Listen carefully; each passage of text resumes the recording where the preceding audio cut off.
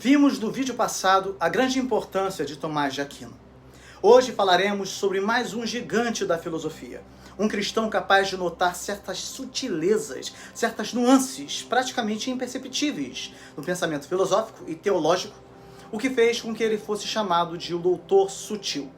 Eu estou falando de João Duns Scotus, também conhecido como Duns Scotus ou Duns Scott, um dos 3 filósofos teólogos mais importantes da Europa Ocidental na Alta Idade Média, juntamente com Tomás de Aquino e Guilherme de Ockham. Seus trabalhos influenciaram significativamente a filosofia escolástica e a teologia cristã, a ponto dele ser considerado por muitos estudiosos a figura central da filosofia universal, pois tudo que tem para trás e tudo que tem para adiante dele se encaixa nele. Falaremos sobre a sua história e legado e faremos um estudo comparativo de Duns Scott e Tomás de Aquino. Ou seja, abordaremos uma diversidade de assuntos importantes e, é claro, falaremos sobre a defesa pioneira da doutrina da Imaculada Conceição de Maria, o que também conferiu a Duns Scott o título de Doutor Mariano. E é bom deixar claro que a minha intenção aqui não é trazer o pensamento desses grandes escolásticos para contestá-los à luz da doutrina reformada, já que eu sou um teólogo protestante e alguns dos pensamentos defendidos pelos escolásticos são contrários aos argumentos dos grandes reformadores. O objetivo desta série é apresentar a história do cristianismo em ordem cronológica, e o período que estamos estudando é um dos mais prolíferos da história cristã. O legado desses grandes escolásticos é imenso e multifacetado. Eles não apenas integraram a razão e a fé de maneira inovadora, mas também estabeleceram fundamentos sólidos para a metafísica, a epistemologia, a ética e o direito natural.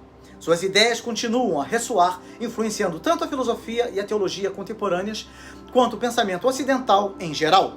Não se esqueçam de que as contribuições destes grandes escolásticos que estamos estudando aqui, durante a Idade Média, formaram a base do pensamento cristão e acadêmico que influenciou séculos de desenvolvimento intelectual e continua influenciando a própria teologia reformada até os nossos dias. João Duns Scott nasceu em 1265 ou 1266 em Duns, no condado de Becwick, Escócia. Daí o seu apelido. Na Escócia, ele frequentou uma escola em Haddington. Em 1278 ou 1279, ele foi admitido no convento franciscano de Dumfries por seu tio, que desempenhava o ofício de guardião. O fato de entrar para o convento franciscano teria uma grande influência em todo o seu pensamento, pois os franciscanos faziam uma leitura mais próxima de Agostinho de Hipona e do neoplatonismo de Platão, e isso acabou influenciando todo o seu trabalho teórico. É importante considerar que, em termos de conhecimento, os franciscanos e os dominicanos eram, neste período da escolástica, ordens rivais. Os dominicanos basearam seus argumentos na filosofia aristotélica, enquanto que os franciscanos tiveram como alicerce o grande Agostinho de Hipona e o neoplatonismo. Aproximadamente 2 anos após entrar no convento, em 1281, com apenas 15 anos de idade, Duns Scott recebeu o hábito franciscano e em 17 de março de 1291 ele foi ordenado sacerdote em Northampton. De 1293 a 1296 ele foi para Paris para completar os seus estudos. Depois desse período, em 1297, foi para a Inglaterra já como professor para ensinar tanto em Cambridge quanto em Oxford, até o ano de 1301.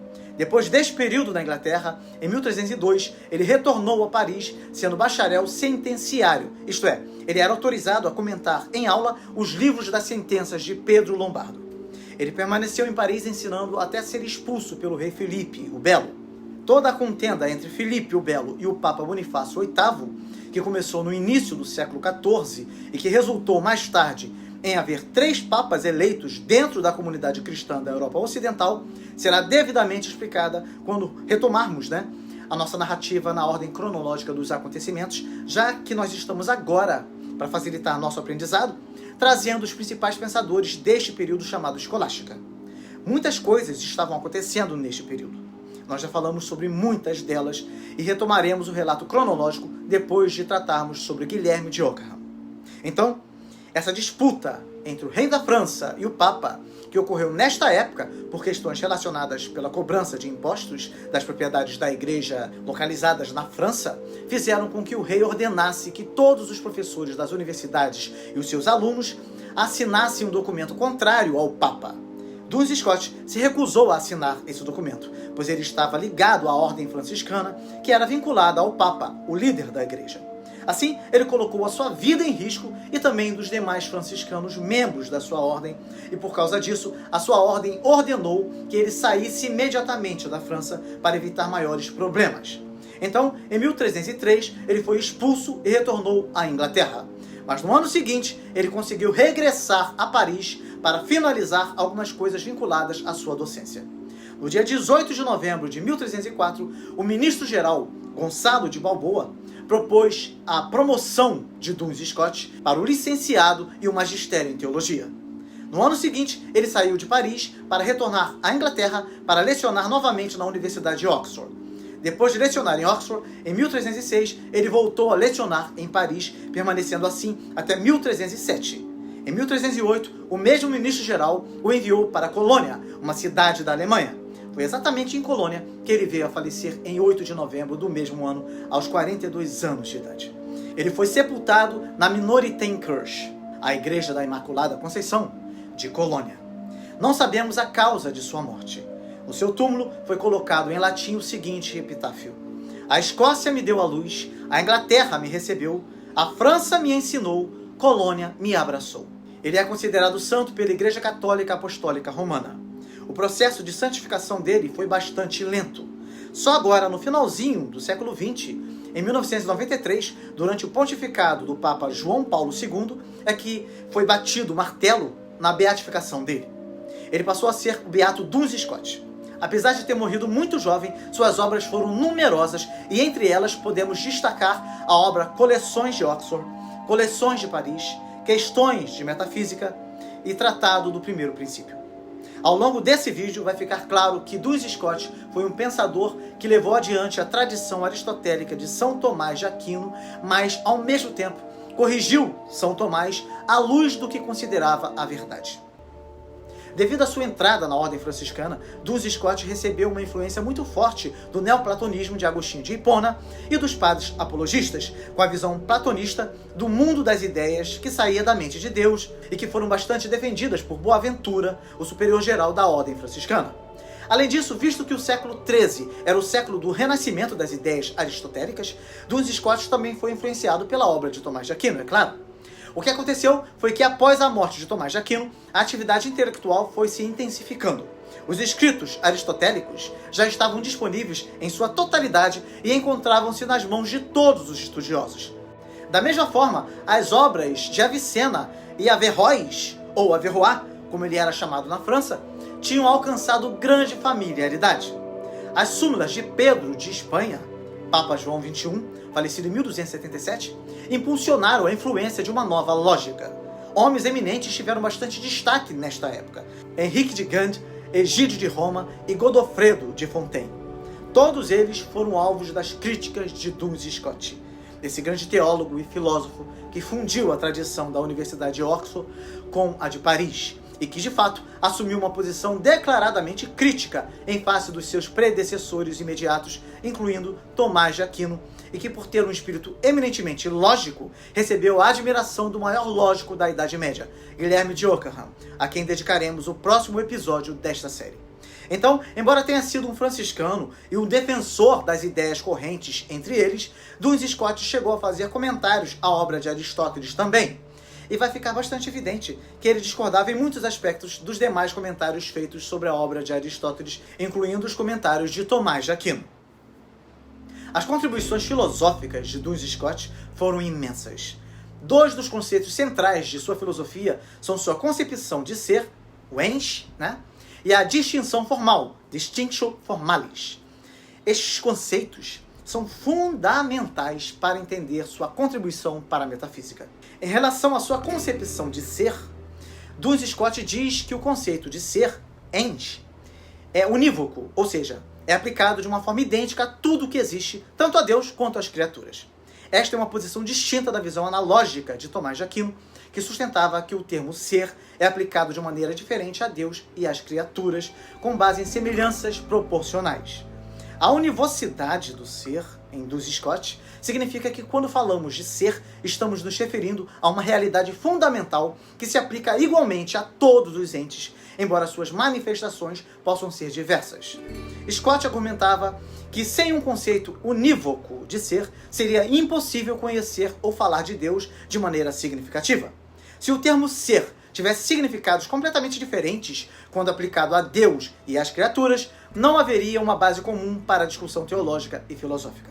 Portanto, em sua prova da univocidade do ser, Duns Scott propõe um encadeamento argumentativo para mostrar que, como seres criados, não podemos ter certeza sobre características conceituais que imputamos a Deus, mas podemos ter certeza de que ele existe.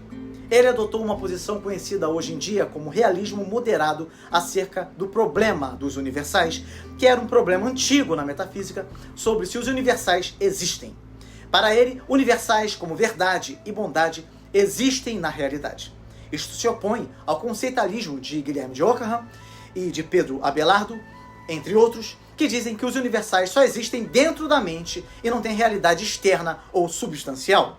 Nos vídeos anteriores, como o de Pedro Abelardo, eu falei sobre isso. Não deixe de assistir.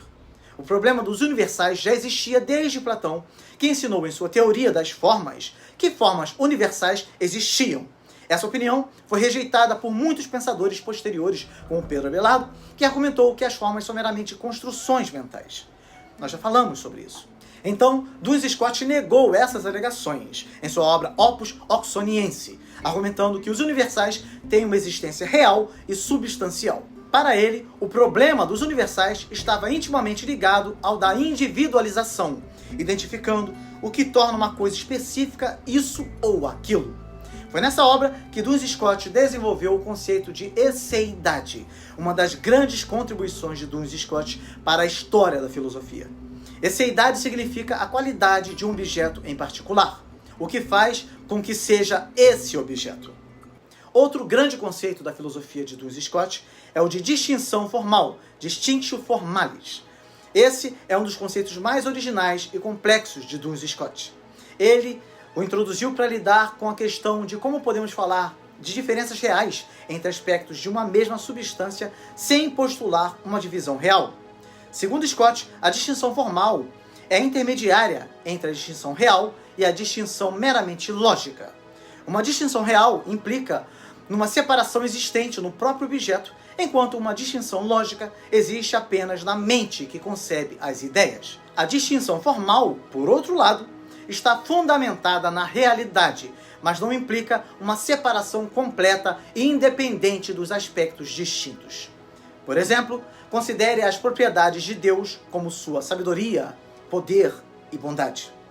Segundo a distinção formal, estas propriedades são realmente distintas umas das outras, mas não são separadas ou independentes. Elas coexistem na unidade da essência divina.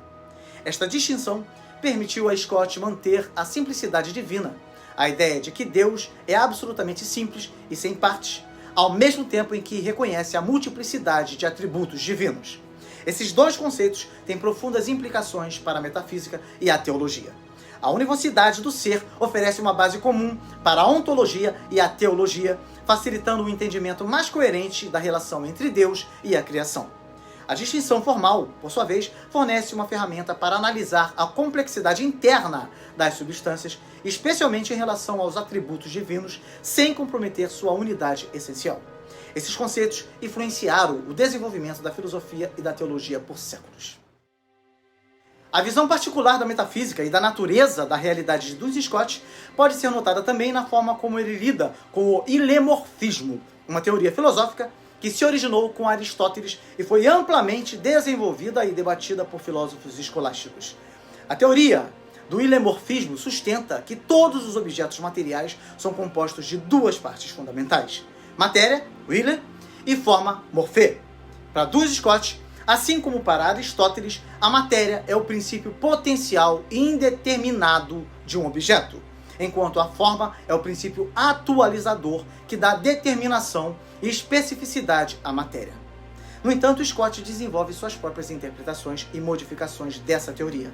Ele aceita o conceito de matéria-prima, que é a matéria pura, completamente indeterminada e potencial, que não possui nenhuma forma ou qualidade em si mesma.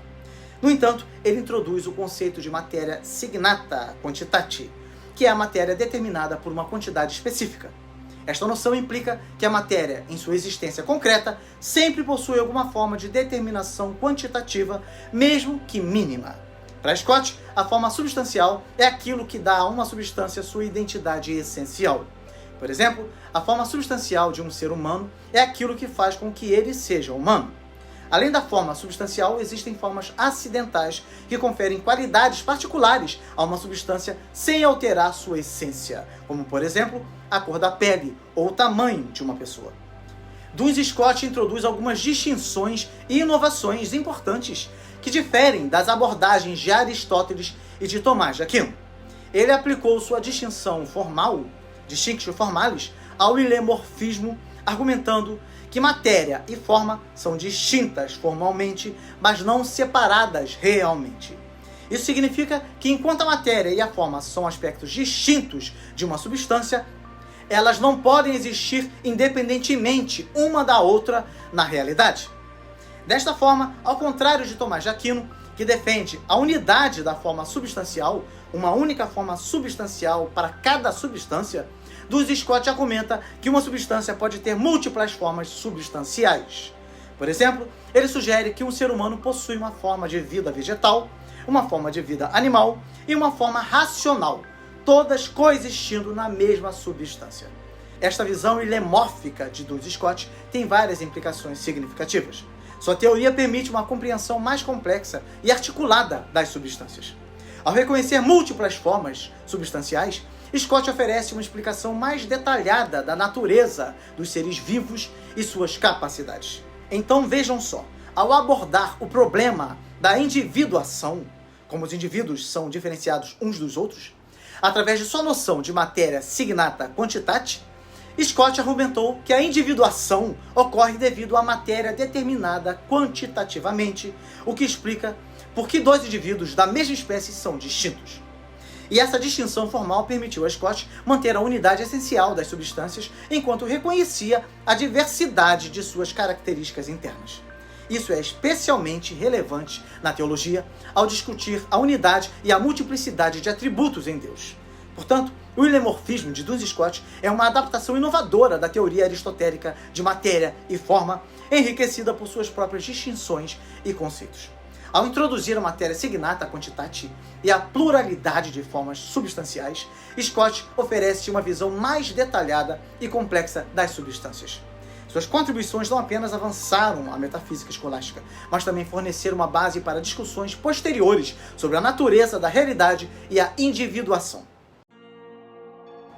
Duns Scott fez contribuições teológicas significativas, como a sua teoria do conhecimento, que é a sua visão sobre a iluminação divina e o conhecimento humano, incluindo a distinção entre intuição e a abstração.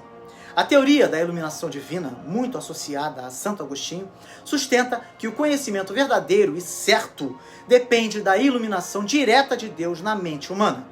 Para Agostinho, a mente humana, por si só, é incapaz de alcançar a verdade sem essa assistência divina. Duns Scott adota e adapta essa teoria para integrar suas próprias ideias. Ele concorda que a iluminação divina é crucial, mas enfatiza que Deus ilumina a mente humana de tal forma que ela é capaz de conhecer a verdade por si mesma. Para Scott, a iluminação não é tanto uma intervenção constante, mas uma capacitação da mente humana, tornando-a capaz de aprender as verdades universais. Scott diferencia claramente entre dois tipos de conhecimento: intuição e abstração. O conhecimento intuitivo refere-se ao conhecimento direto e imediato de um objeto presente. Esse tipo de conhecimento permite que o indivíduo reconheça a existência de algo com base em sua presença imediata. O conhecimento intuitivo é particular e contingente, ou seja, refere-se a algo que está acontecendo ou existindo no momento presente. Por exemplo, ver uma árvore agora e saber que ela existe baseando-se nas experiências sensorial direta. Para Scott, o conhecimento intuitivo é essencial porque fornece a certeza da existência dos objetos. Sem essa base intuitiva, a abstração não teria fundamento sólido. O conhecimento abstrativo, por outro lado, é o conhecimento dos universais e das essências das coisas. Esse tipo de conhecimento não depende da presença imediata do objeto, mas da capacidade da mente de formar conceitos gerais a partir das experiências sensoriais. O conhecimento abstrativo é mais universal e necessário. Por exemplo, ver várias árvores e reconhecer nelas a essência do que é ser uma árvore, mesmo quando não se está olhando para nenhuma árvore específica. A mente abstrai as propriedades comuns dos objetos individuais e forma conceitos gerais. Esse processo é mediado pela capacidade intelectiva da alma, que pode captar as essências das coisas. A distinção entre intuição e abstração é fundamental no pensamento de Scott. Ela permite que ele resolva várias questões epistemológicas e metafísicas. A intuição fornece a base empírica necessária para o conhecimento abstrativo. Sem a intuição, a abstração seria apenas um exercício especulativo sem garantia de correspondência com a realidade. O conhecimento intuitivo oferece certeza imediata e particular, enquanto o conhecimento abstrativo oferece universalidade e generalidade. Ambos são necessários para uma compreensão completa da realidade. Para Scott, Deus ilumina a mente humana para que ela possa não só perceber a presença imediata dos objetos, na intuição, mas também abstrair suas essências, a abstração. Então podemos dizer que a visão de Duns Scott sobre o conhecimento humano e a iluminação divina tem implicações importantes na epistemologia, pois oferece uma explicação detalhada de como os seres humanos podem alcançar o conhecimento verdadeiro, combinando elementos empíricos e racionais. Também tem implicações na metafísica, pois sua distinção entre intuição e abstração ajuda a esclarecer a natureza das essências e dos universais, questões centrais na filosofia escolástica. E também tem implicações na teologia, pois a integração da iluminação divina na capacidade natural da mente humana reforça a ideia de que a graça divina aperfeiçoa a natureza sem a destruir. Portanto, Duns Scott, ao explorar a iluminação divina e o conhecimento humano, apresenta uma visão rica e detalhada das capacidades intelectivas da alma. Sua distinção entre o conhecimento intuitivo e abstrativo fornece uma estrutura robusta para entender como os seres humanos podem conhecer tanto as particularidades imediatas quanto as essências universais. Ao integrar a iluminação divina nesse processo, Scott harmoniza a dependência da graça divina com a autonomia relativa da razão humana, oferecendo uma contribuição duradoura à filosofia e teologia medieval. Outra contribuição teológica muito importante de Duns Scott foi o conceito da liberdade divina. Para Duns Scott, a vontade de Deus é absolutamente livre e soberana. Ele argumenta que a liberdade divina é um aspecto essencial da natureza de Deus, que atua de maneira voluntária e não é constrangida por qualquer necessidade exterior ou interior. Deus possui uma liberdade absoluta, o que significa que ele é plenamente autodeterminado. Sua vontade não é condicionada por nada fora dele. Isso contrasta com a visão de que Deus age necessariamente de acordo com sua natureza.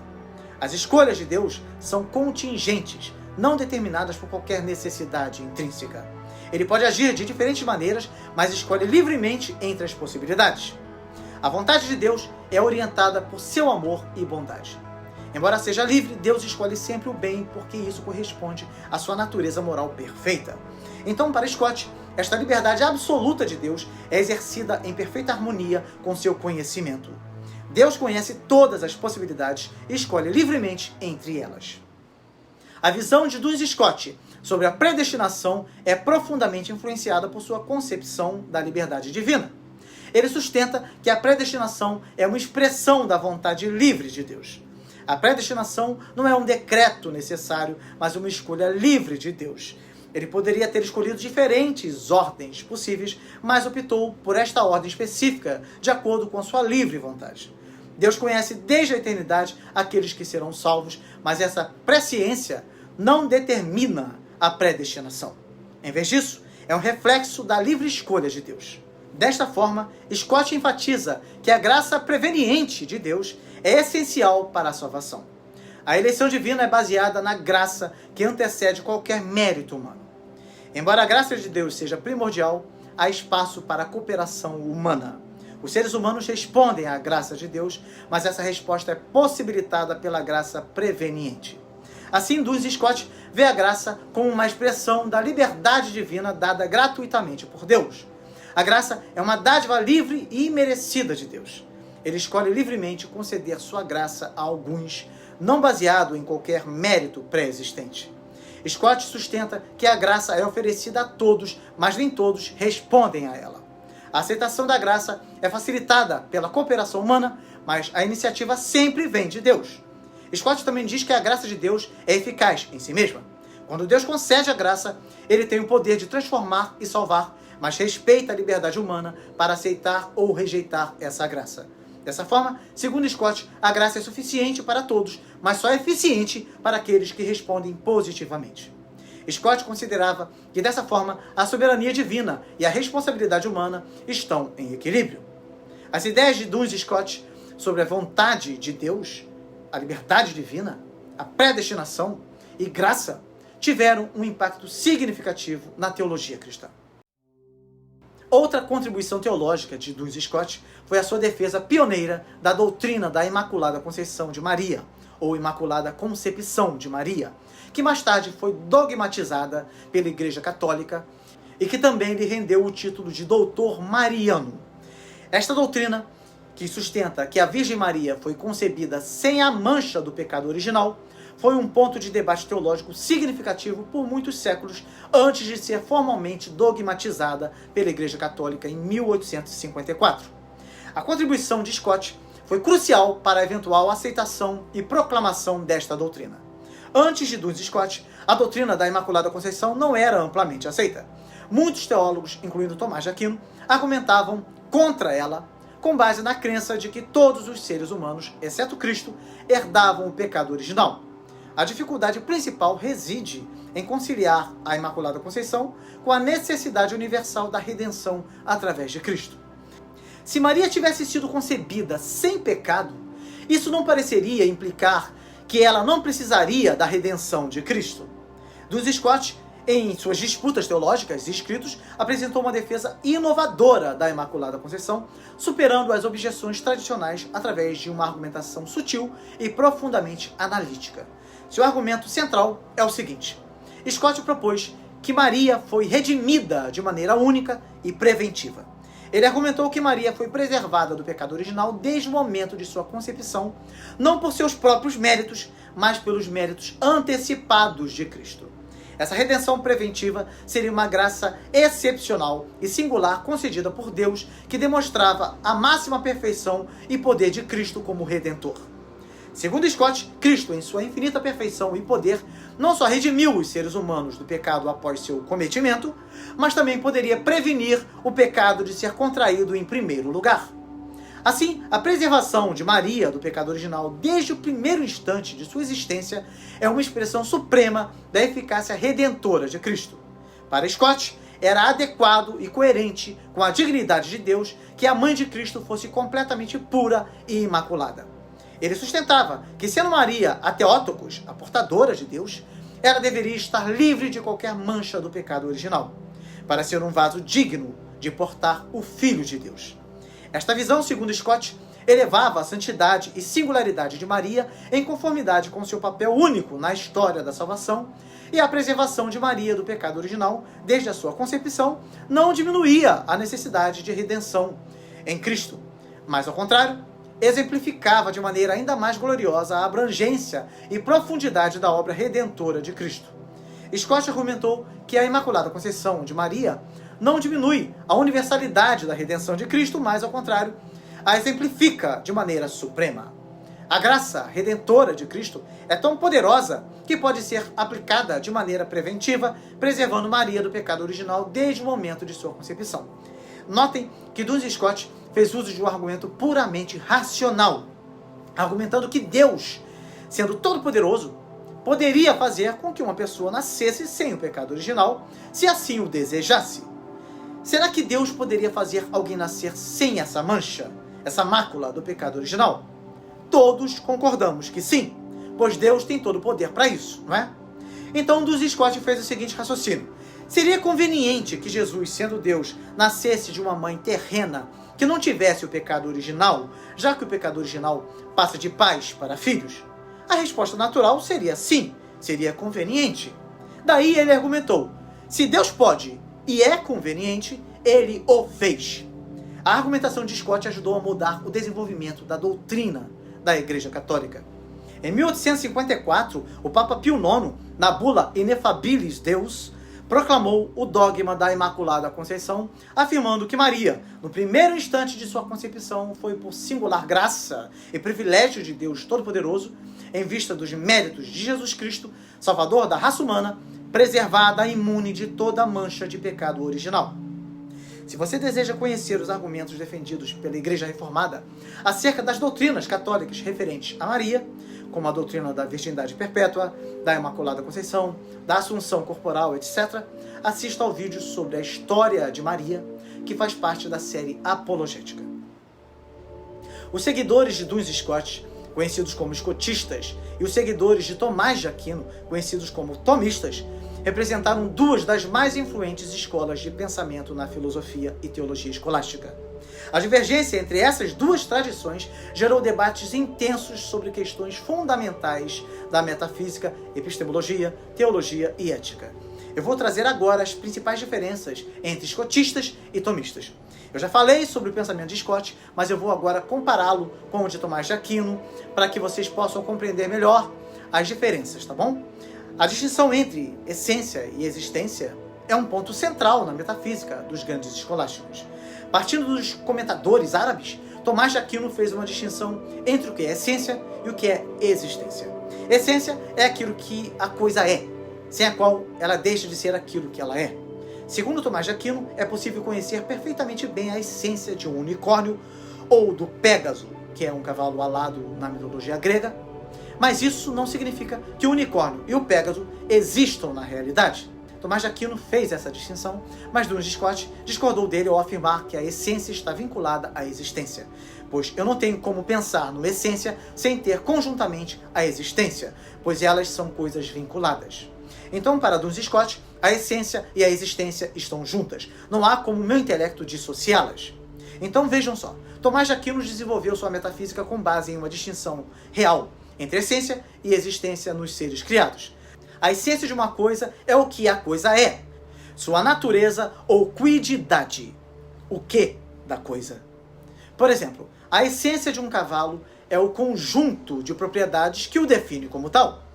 A existência, por sua vez, é o ato de ser, o fato de que algo é. Enquanto a essência define o que uma coisa é, a existência afirma que essa coisa realmente existe no mundo. Tomás de Aquino diz que em todas as criaturas, a essência e a existência são distintas. As criaturas têm existência, mas não são a própria existência. Elas recebem a existência de outra fonte, que para Tomás é Deus, o ser necessário em quem essência e existência são idênticas. Deus é ato puro de ser e, portanto, sua essência é sua existência. Em contraste, para todos os outros seres, a existência é algo adicionado à essência. Duns Scott oferece uma perspectiva diferente, introduzindo o conceito de distinção formal, distinction formalis, entre essência e existência, como já vimos. Como em Tomás, a essência é o conjunto de propriedades que define o que uma coisa é, para Scott, cada ser possui uma essência que pode ser compreendida independentemente da sua existência. A existência, para Scott, é aquilo que faz com que a essência de uma coisa seja concretamente realizada no mundo. No entanto, ele argumenta que a diferença entre essência e existência não é tão claramente distinta como Tomás sugere. Scott propõe uma distinção formal entre essência e existência, significando que elas são distintas, mas inseparáveis na realidade. Elas não são dois aspectos completamente separados, como na distinção real de Tomás, mas duas realidades diferentes que são formalmente distintas dentro de um ser. Scott também desenvolveu o conceito de esseidade, que, como já vimos, é uma particularidade que confere individualidade a cada ser. Esse conceito ajuda a explicar a individuação sem recorrer à distinção real entre essência e existência. Ou seja, a esseidade é a característica que torna uma essência particular sendo aquilo que faz uma coisa ser precisamente o indivíduo que é. Então, organizando o nosso pensamento, se para Tomás de Aquino a distinção real implica que a existência é algo adicionado à essência em todos os seres criados, para Duns Scott, a distinção formal sugere que essência e existência são diferentes, mas não de uma maneira que os torna completamente separados. Se para Tomás de Aquino, Deus é a única entidade em que essência e existência são idênticas, sublinhando a necessidade de participação no ser divino, para Duns Scott, a individualidade de cada ser é garantida pela esseidade, uma característica única a cada indivíduo. Então notem que a distinção entre essência e existência em Tomás de Aquino e Duns Scott representa duas abordagens fundamentais e complementares à metafísica. Tomás destaca a separação e dependência dos seres criados em relação a Deus, enquanto Duns Scott apresenta uma visão mais integrada e individualizada da realidade. Outra diferença entre Tomás de Aquino e Duns Scott está no estudo do conhecimento.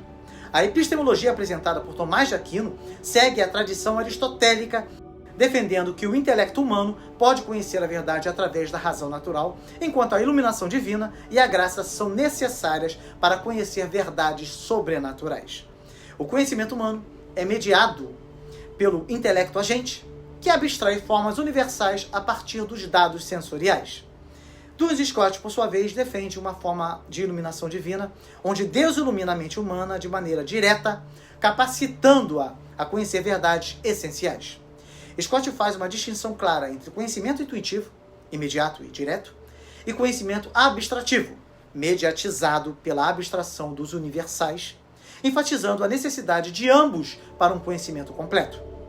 Também há diferenças teológicas entre Tomás de Aquino e Duns Scott. Tomás de Aquino sustentava que a predestinação é baseada na presciência divina dos méritos das pessoas. Deus conhece de antemão quem será salvo, mas essa salvação está condicionada à resposta humana à graça. Aquino distingue entre graça eficaz, que efetua a salvação, e graça suficiente, que é oferecida a todos, mas não leva necessariamente à salvação. Por sua vez, Duns Scott argumenta que a predestinação é uma escolha livre e incondicional de Deus, não baseada em qualquer presciência de méritos humanos. A graça é oferecida independentemente dos méritos prévios. A ênfase escotista está na gratuidade da graça divina, que é concedida de forma soberana por Deus e pode ser aceita ou rejeitada pelos seres humanos. Em relação à ética, podemos destacar as diferenças entre a vontade e a lei moral. Tomás de Aquino fundamenta a ética na lei natural, que é acessível à razão humana e reflete a ordem moral estabelecida por Deus. A vontade humana é orientada pelo intelecto, que reconhece os preceitos da lei natural. A ética tomista enfatiza a teleologia, a finalidade e as virtudes, particularmente a realização do fim último do homem, que é a beatitude em Deus. Duns Scott, em contrapartida, dá primazia à vontade sobre o intelecto na moralidade. A lei moral é uma expressão da vontade de Deus e a obediência a essa vontade é central para a ética. Scott argumenta que os atos são bons ou maus porque Deus os ordena ou proíbe e não porque existe uma ordem natural intrínseca que a razão pode descobrir. Então podemos notar que os debates entre escotistas e tomistas foram intensos. Estes debates marcaram a escolástica tardia. As disputas se estenderam aos detalhes técnicos da metafísica, epistemologia e teologia, bem como as implicações práticas para a ética e a pastoral. As discussões sobre a distinção entre essência e existência e a natureza da individuação influenciaram o desenvolvimento da metafísica medieval e moderna. As diferenças sobre predestinação e graça continuaram a ser debatidas particularmente durante a Reforma Protestante e o Concílio de Trento. Em alguns casos, teólogos posteriores buscaram harmonizar elementos das duas tradições, enquanto em outros, as divergências se acentuaram. Portanto, as diferenças entre escotistas e tomistas refletem abordagens distintas e, por vezes, complementares à filosofia e teologia cristã. A ênfase de Tomás de Aquino na ordem racional e na lei natural contrasta com a primazia da vontade e a iluminação divina direta defendida por Duns Scott. Essas divergências enriqueceram o pensamento escolástico, fornecendo uma base robusta para o desenvolvimento teológico subsequente e continuando a influenciar debates filosóficos e teológicos até hoje. Chegamos ao final de mais um vídeo.